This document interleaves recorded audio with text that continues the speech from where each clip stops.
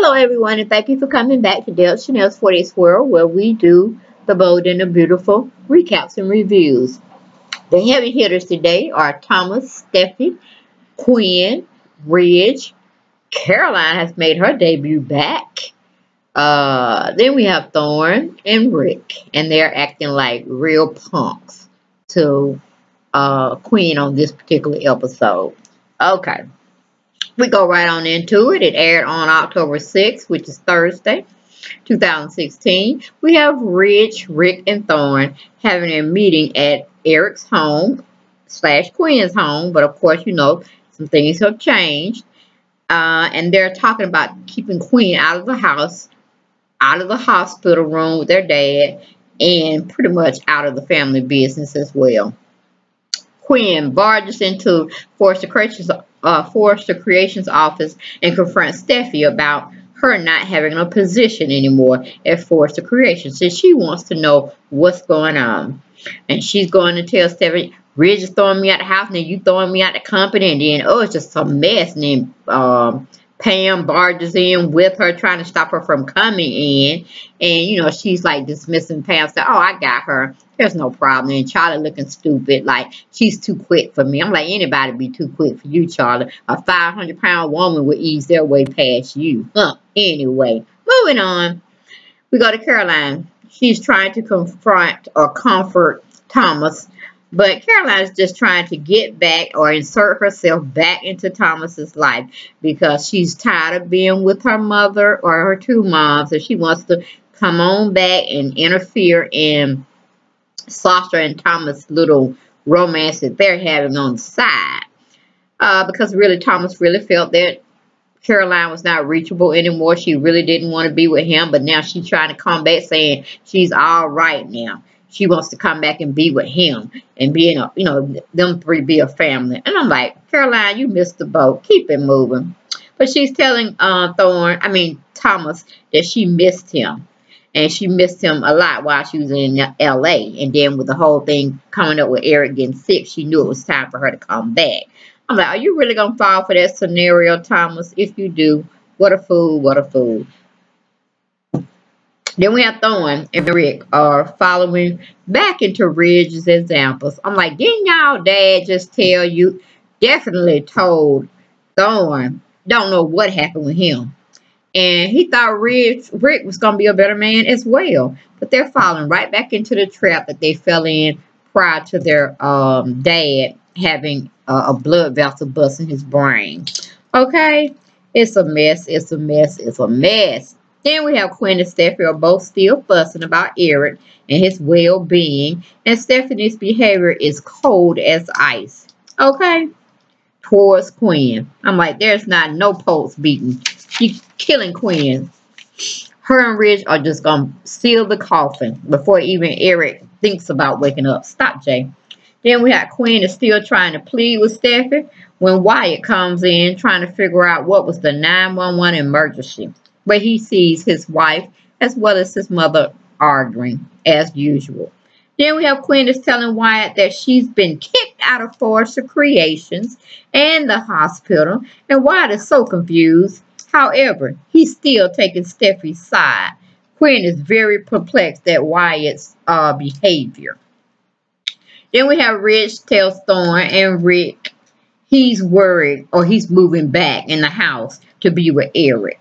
And Thorn and Rick, they don't say a thing. They don't see nothing wrong with that. Like, how you going to be moving in and we trying to get Quinn, but when Daddy come back to, you know, real life here or back to our existence, what you going to tell him what you did with his wife? That's why I wait for them to say. But nah, they just agreeing like two henpecked men. You know what I'm saying?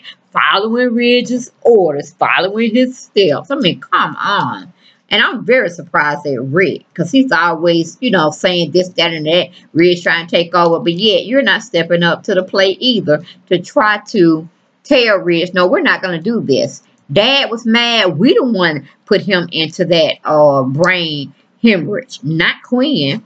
He was actually happy with her. We the one did the dirt on our dad. But we say we love him, but we're doing the exact opposite. Okay? That we should have said. But anyway, moving on from there. Caroline is trying to be appealing to Thomas again. She is so sad of a woman. It's pathetic. She lost Ridge. Now she wants to come back and pick up where she left off prior to her leaving with Thomas. And I'm like, are you serious? But then again, this is the soap world, right? Okay. Then we go to Quinn. Quinn comes back to Eric's home to talk to Ridge again. Ridge tells Quinn he's moving back in to take care of his dad, Eric, when he comes home. And of course, Quinn is looking like, I was supposed to take care of him. I'm his wife. You know, she wanted to go into that tantrum again, but we didn't want to hear that no more. You don't play that role too much, Quinn. Get to your devilish ways and get your man back and the house and the money and the estate, everything, and throw Ridge out. That's what I'm waiting to see. I don't know what the writers are waiting on. It's the whole storyline with Eric being unconscious and sleep and all this. They need to bring him out quick, fast, and hurry. Throw a bucket of water on his behind. I mean, he come waking up then. But anyway, we go to Thomas. Thomas telling Caroline she's been gone for a long time. You know, and he had to kind of move on with his life. So in the story time where I'm guessing she's been gone almost a year. But to us, she ain't been gone that long. You know what I'm saying? Maybe a couple of weeks or whatever. But anyway, Caroline is trying to convince Thomas to being a family again. Just her, Douglas, and him. And I'm like, Thomas, did you forget about somebody else? Did you forget about Sasha? But anyway, Quinn is trying to appeal to Ridge's moral side. But he don't have one, Quinn. When are you going to understand that? Quinn is telling Ridge he's wrong. Hell, Ridge been wrong for a very long time now. We got that point. What are you going to do now, Quinn? We need you to be back in your little psychotic mind way of thinking. We need you to amp this little storyline up, honey, because you're looking kind of dusty. Anyway, we got Stephanie. Stephanie is talking with Wyatt about Quinn. Wyatt is so weak for being a man. He ain't even a man. I don't know what he is.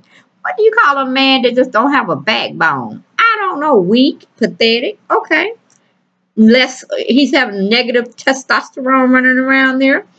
Anyway, Wyatt is just being cold-hearted as Steffi and Ridge have been to her. Then he starts begging Steffi to come back to him. I mean, really? Really, Wyatt? Come on now. Really?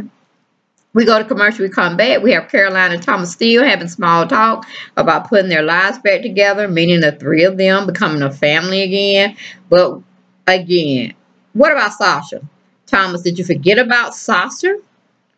Caroline is begging Thomas so bad to put her back into her, to put her back into his life.